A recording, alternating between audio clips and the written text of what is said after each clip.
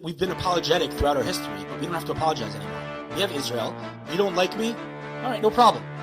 We have been nothing but a source of light in this world. How many Nobel Prizes have Jews won? Who's leading the world in cancer research? It's time to own it. It's time to stop apologizing. And if our hosts don't like it, screw them.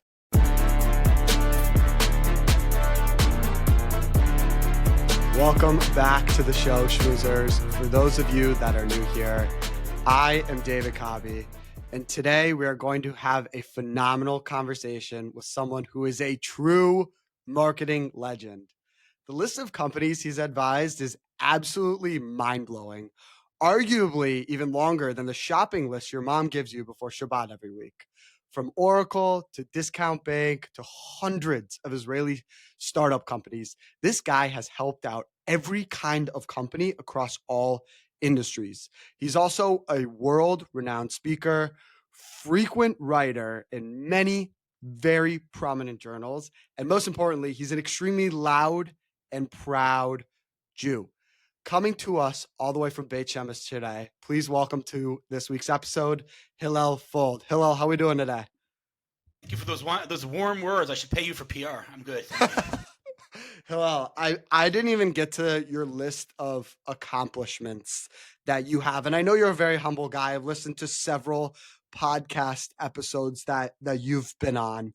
But one accomplishment that you just received, maybe it was a week ago, was from the Knesset. You received an award that stood for your recognition of not only your advocacy for being a loud and proud Jew, but also everything you've done for Israel. So tell us about that award and where it ranks on your millions of awards. It was definitely a very emotional ceremony. So the MK Dan Iluz invited me along with 49 other, Israel advocates to just receive an award, thanking us for our work. I mean, since October 7th, I shut down my tech business, my consulting business, and I'm doing 100% Israel stuff, which is honestly great for my soul, not so great for my bank account. But it was not. It's not. It's nice to get such recognition. The Israeli government is starting to understand the importance of Israel advocacy, online advocacy. So it's definitely a step in the right direction. And it was a very emotional ceremony. My parents were there, and maybe I don't know if you know or your listeners might not know, but my older brother Ari was murdered in a terrorist attack 6 years ago. He was a very strong, outspoken Israel advocate. So it was kind of like channeling his energy that day. It was a really nice thing, and it was a very proud moment for me. I mean, I can't think of seriously anybody else that's more deserving of that award just because of how loud and proud you are. I can't stress the loud and proudness of your passion for being not only a strong advocate towards Israel, but also a proud Jew. I got to ask you, where did that come from? You didn't grow up in Israel. You came to Israel when you were a young child. So where did all that passion for being such a loud and proud Jew come from? So I came to Israel when I was 15, but I grew up in a very strong religious Zionist home. My parents are both education people. My dad was one of the first principals of SAR Academy. He was pretty, it was like a visionary in the Jewish education world. But I think we're a family of loud and proud Jews. But the real question is, why isn't everyone a loud and proud Jew, right? I mean, the Jewish people, there are no words in the dictionary to describe the phenomenon that is the Jewish people, right? I mean, this, like every empire that tried to, annihilate us, they're all gone. They were like world leading empires. They're all gone. And here we are, this tiny little country, this tiny little nation, changing the world. So why would someone not be a loud and proud Jew? I mean, the question is, why isn't everyone like that? I like how you answered the question with a question. That's a very classic Jewish thing. I should have anticipated that. That's my bad for not preparing for that. But yeah, honestly, I couldn't give you an answer to that. And I think everybody should be a loud and proud Jew. Your Jewish background, right? You coming from America to Israel to arguably, right, in today's time, America and Israel, there's an argument to be made, are just as dangerous for Jewish people. And I know you make the argument that America is even more dangerous. And I remember you talking on this podcast about how you feel that we as Jewish people, we have a mission. We're supposed to end up in Israel. Like, how can you really be a true Jew if you're not in Israel? Why do you think every single Jewish person should be in Israel? There are so many ways to answer that question. Let's just get the theological, religious, answer to that question out of the way, and tell you and say that by basically all, the commentary on the Torah, all of the sages throughout the generations put living in Israel right alongside keeping Shabbat, keeping kosher. It's like it's a mitzvah, it's a Torah commandment to live in Israel. So like, there's that, right? In other words, you know, no one's perfect, right? No one does all 613 commandments in the Torah, but there's a very big difference between not doing something because I failed and declaring that I'm just dismissing that commandment. It's like, yeah, I'm a religious Jew, but except for kosher, it doesn't work, right? So there's the religious aspect, but let's put that aside because if a person's not observant, that doesn't mean they should not be coming to Israel. All Jews should be in Israel, and so then there's the historical element of it. This is our home. This has always been our home, and this is where we belong. And this is really on a macro level. This is the only place that Jews can be safe. And yeah, it's true that we have war. It's true that we have terror, but how we respond to that is in our hands. And when we're at the mercy of a foreign government, that does not end too well for us. But on a more, I would say, I don't know, fundamental level, I'll tell you a quick story. I was talking to a couple about maybe 6-7 months ago. They're in the States, and he is originally Israeli. She's American, and his father is a famous psychologist in Israel. And over the years, his father would say to him, you guys have to come and make Aliyah. You have to move to Israel. You have to move to Israel. And then the war broke out, and his father said to him, if you come now with your kids, you're going to cause them psychological damage. And he told me this, and I was like, I'm like blowing my lid. I'm like, oh my God. I'm like, he did not just say that. So I was like, listen, I said to him, I'm like, due respect, I'm sure your dad's a brilliant man, and I'm not a psychologist and whatever, but let me just tell you one thing.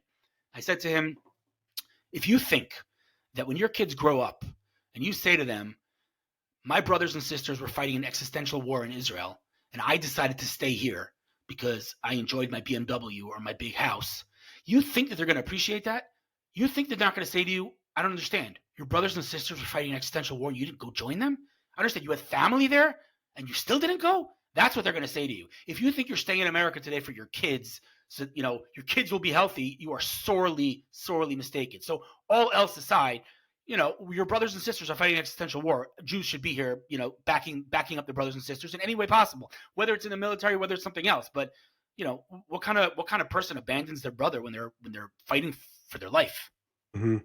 It's funny because I have family in Israel too, and they kind of make that same argument. They're like, "You're so lucky to be in America and be in this safe haven and have all these things. Like, don't come to Israel." Like, part of me wants to make Aliyah, and it's by any means not an easy thing to do, but you make a great case. Like, what are we doing, right?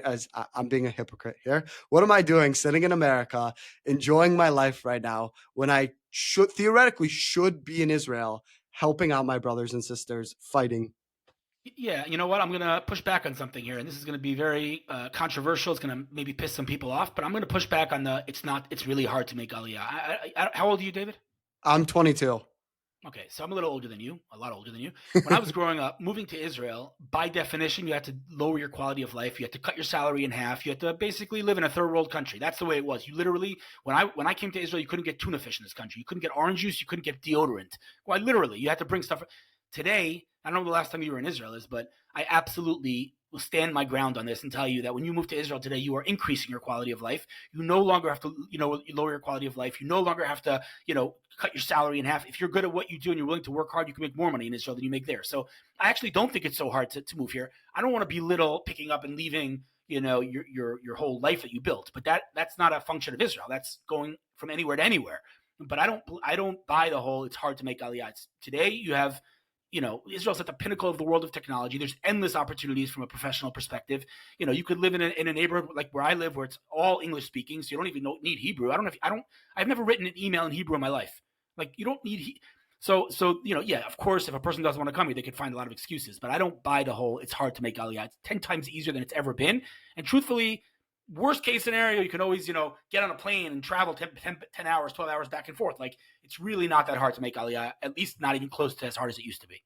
Yeah, and I think one of the reasons why that is, you mentioned the startup nation, Israel. It's what Israel is really renowned for. There's so many tech companies in Israel. I was fortunate enough, I believe it was going to my junior year of college, I actually interned at a software development company in Ramat Gan. I saw the whole 9 yards, and I was really immersed in that culture, and I loved it. And you, from a very young age, were very passionate about technology, but you realized one issue: they don't know how to market. And I think that's still true to this day, right? Israeli tech companies have insane products, very good products. They're the smartest of the smartest, but they don't know how to market. When did you realize that there was this issue?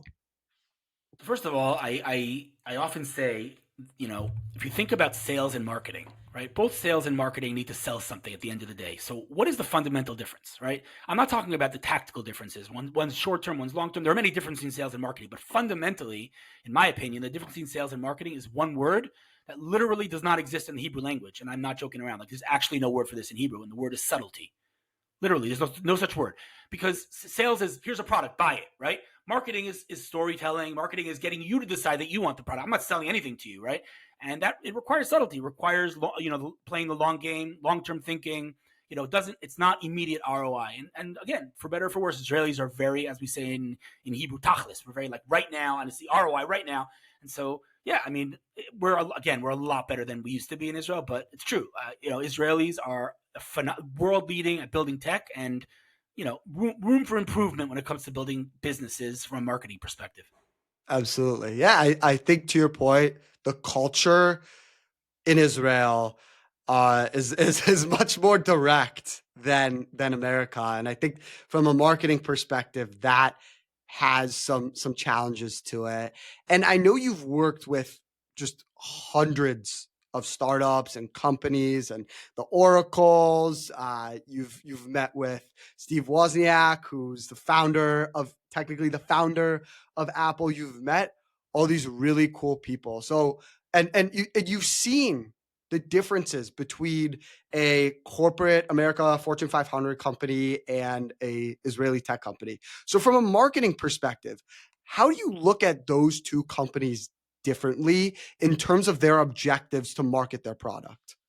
It's really interesting. I don't think I ever told this story publicly, but obviously I'm not going to name names. But I was advising a company, typical corporate America startup. Like, I mean, it was a startup, but I think they were before round A, and they already had a team of like 100 people or something. It was ridiculous. Anyway, we had a marketing call one day to discuss the name of a certain product that they were selling. Whatever. I'm not going to get into the details because I don't want to obviously shame them. Mhm. But we're on the call, and like he hired me as a strategic advisor to the company to help him with marketing. And we get on this marketing call, and again, I'm telling you, this company, I don't think they had raised any money, significant, maybe seed money, but like super duper early, pre-revenue, pre-anything. And there were literally 15 people on this marketing call. And I'm like, dude, you cannot get anything done like this. Like, why do you have 15 people in the marketing department? You don't have a dime of revenue. Like, what? So I literally, after that call, I called the CEO. I'm like, bro, I love you. I'm happy to help, but we're done. Like, I can't work like this. So, there's pluses and minuses to Israeli culture, but with corporate America, I think it's a lot less lean on the one hand, right? Israeli startups are a lot like faster and leaner, but there definitely is something to be said for the kind of subtle, again, storytelling, right? A lot of times, if I'm going to oversimplify it, a lot of times Israeli Mhm. entrepreneurs, for obvious reasons, right? They're building this product, they're building this algorithm, it's their baby, and they want to talk about what they built, and they often focus on what they built or how they built it. Very few of them focus on why they built it. And I try to tell these startups, like, listen, no one cares about your algorithm. In fact, one might make the claim that in 2025, tech actually doesn't even matter. Like, look at every winning tech company. Like, what proprietary tech did Facebook have, or Twitter, or Uber, or Airbnb? It wasn't tech, right? Nothing to do with Mhm. tech, right? So no one cares about your algorithm. That is not gonna, help you win. Tell me why I should care. Why did you build this thing? What problem are you solving? What value are you bringing to me in my life? Like, focus on that. And it's a lot easier said than done. Israeli entrepreneurs have a hard time with that because, again, they're building this thing. They're so deep in it. They want to. Again, I'm not judging anyone. I understand it, but they're like very excited, enthusiastic, and passionate about their products. They want to focus on the product, but that's not the way to market something. So I got to ask you, do you think Israelis care less about the why as opposed to a consumer in America? Like, I'm just thinking out loud here. As an American, right?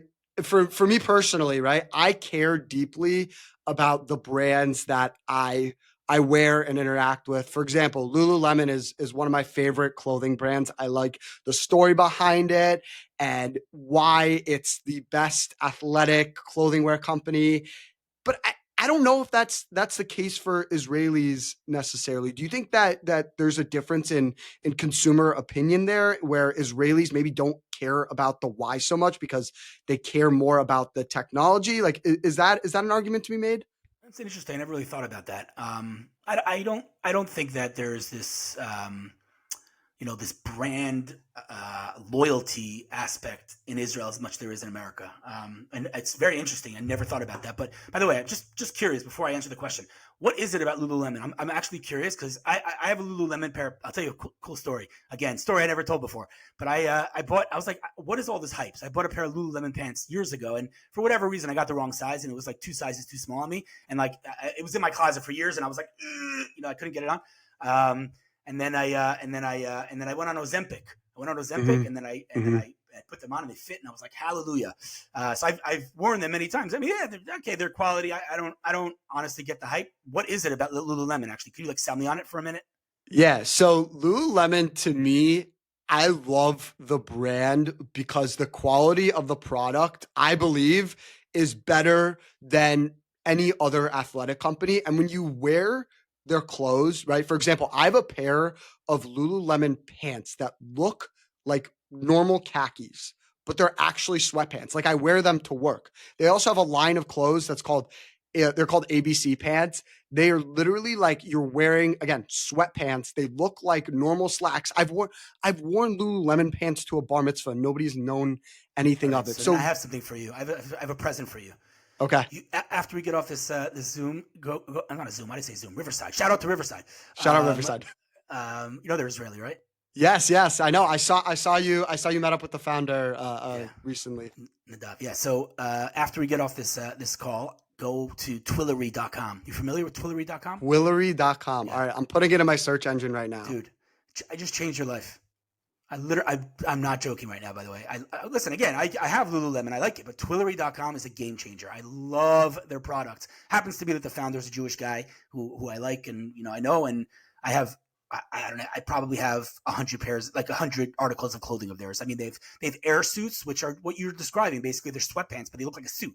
And they're really nice too. Yeah, dude, Okay. just change your life. I'm not even kidding. Anyway, Okay. so the answer to your question, it's very interesting. I do think that the concept of branding in general is something that Israelis just don't. We're getting better, and I think like the bigger companies, the Wixes and those, like they've done Super Bowl ads. They obviously get branding, but I would say on the list of priorities for an average Israeli startup, branding is not even the top 10. Right. So what is on that list of priorities? Talk to me about because you've advised again hundreds and hundreds of Israeli startup companies. And by the way, they're not like working with an Israeli startup in the tech world that's literally the margins of differences between a good and a bad startup Israeli company, I believe is very, very slim. So when you're in those advisor meetings, you're talking to the CEO, your CEO, CMO, whoever it is. What are you telling them? Like they have a great product, so what? Like what are you doing to elevate their brand? David, are you a watch guy? Not so much. No. Okay, pretend for one second you know nothing about watches. Okay, what is the top watch brand in the world? Rolex. Rolex. What do you know about Rolex? That they're really expensive and that Right. a lot of In people. other words, you know nothing. You know Yes, nothing about the exactly, product. exactly. Okay. And yet, if you walk over to 100 people on the street and say, "What's the top watch brand?" They'll all say Rolex. And then you say, "What do you know about Rolex?" 100 of them will say, "I know nothing about Rolex." So there you have it, right? But I'll go even further. Meaning, there you don't know anything about the product. But I'll go even further. You didn't own a BlackBerry because you're too young. But I guarantee you, if you ask anybody who's over the age of 40 if they had a BlackBerry, let's say 8 out of 10 people will say yes. And when you ask Hmm. those 8 people, did you like your BlackBerry? 100% of them will say yes. Everyone loved their BlackBerry. It was a revolution when it came out. You will not find a BlackBerry user that didn't love their BlackBerry. And yet, where are they? You see them? I don't see them anywhere. They're gone, right? because at the end of the day, a good product is not enough. A good product you need, and again, in Rolex's case, nobody knows anything about the product, just pure marketing. But even if you have a product that's great, you still need marketing. So that's what I tell startups all the time. I say, like, you're building this product, but it is absolutely worthless if you don't build a brand that people care about. And I tell them how to build that brand through content, through social, PR, all the different touch points, things that they honestly at the beginning they're like, what? I mean, you want me to start a company blog and talk about the industry? What? Like, that's crazy. They don't get it. But at the end of the day, they all end up like coming around. They realize that it's tremendous value.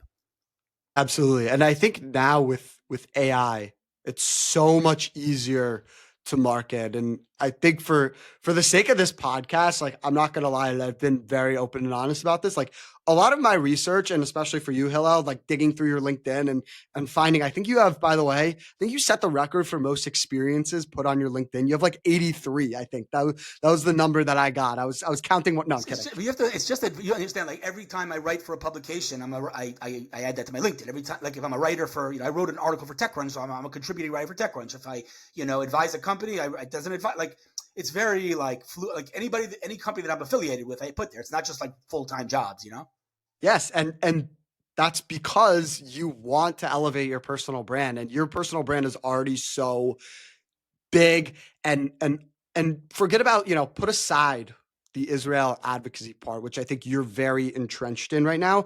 Your name within the marketing community as a whole is very renowned because you put all these companies on your LinkedIn.